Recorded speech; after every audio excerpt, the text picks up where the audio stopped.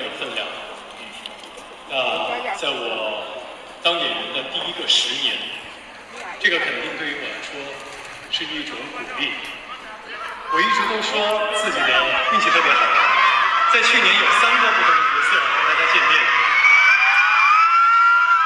但是今天在这里，我想说，感谢可以遇见藏海这个角色，他隐忍复杂，他非常的立体丰富。